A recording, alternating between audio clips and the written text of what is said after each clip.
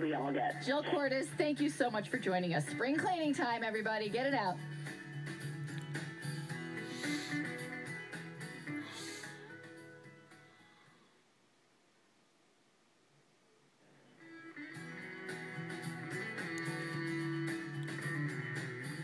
Welcome back to Walking on Air with Betsy and Sal. All right, it's time once again for Betsy and Sal to get a little bit serious. And of course, we do this when it's something that's very personal. And this next topic is something that I actually am very interested in because, let's just say it hits a little close to home. Yeah. And it has to do with home. I have an aging father-in-law who currently lives in our hometown, and he lives alone. And I think we're reaching the point where we're going to have to make a decision pretty soon with him about where he's going to go next. Will he go into assisted living?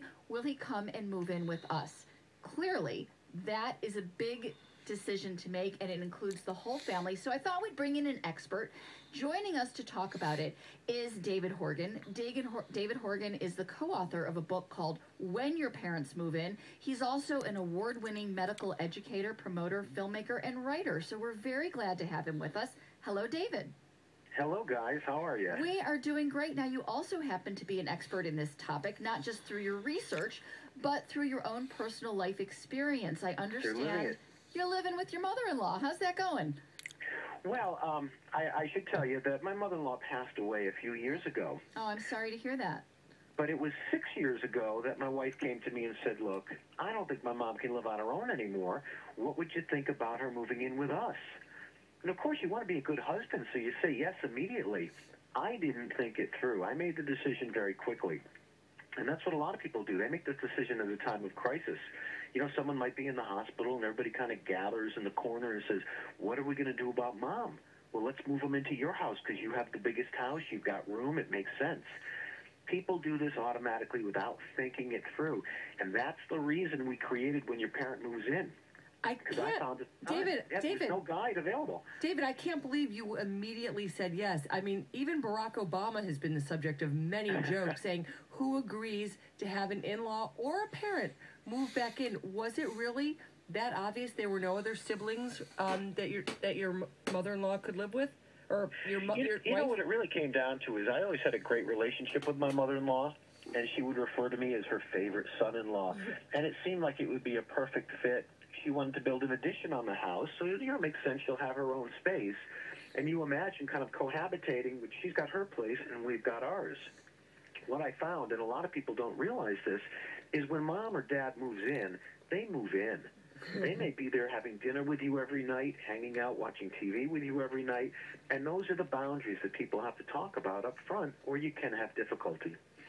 You know, it's on television all the time. We have these shows on right now, Raising Hope, The King of Queens. These are situations where you have the in-law living at home, and they seem to have a lot of material to work with when it comes to having, that person living under the same roof as the young family. So you said she moved in, and you hadn't quite thought it through. Well, except you also said there was enough means that she could begin to build a little bit of a separate space.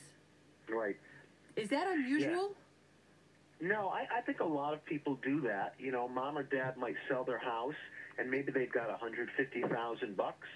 So they figure they put an addition on for $60,000, have some money in the bank. On paper, it works perfectly. And don't get me wrong, this is a situation that eventually we got to a harmonious living style.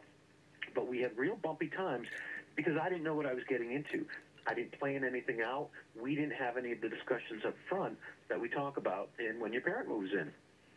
All right, so what are some of the situations that we should be discussing up front now that we're considering my father-in-law? We're going to bring this down to me. Considering my father-in-law moving in, and, obviously I'm a little concerned about some privacy issues. What are some things that we need to talk about as a family? That's right. Well, we put a quiz in the book called the Moving In Quiz. And if you can get through that and take a good look at what you're doing, you'll know whether or not it's the right choice for you. In terms of privacy, it's all about boundaries. They may want a certain amount of space and time to themselves, just as you do. You might not want to have dinner together every night. You should talk about early morning visitors. I can tell you so many times I would be on the couch Saturday morning with my hair sticking up. I was a mess. people would pop in like, "Hi, we're here to see Mom," and I'm like, "Oh my gosh," I feel humiliated because I Right. look like, And then, you get up to take a shower. You say, all right, I'm going to get out and get some space, right? You go out, there's 2 cars parked behind yours. Now you're the nuisance popping in. Guys, can you move your cars? And everything just gets to be a little bumpy, a little I disheveled. gotta say, it sounds like having a teenager because, with my teenagers, they have friends coming over at all hours of the night. In the middle of the morning, they are parking. Wait a minute. These It's places. a teenager. A teenager continues to gain independence. A No. mother-in-law or father-in-law No, can I'm saying lose it. the intrusion Right. of their friends. I mean,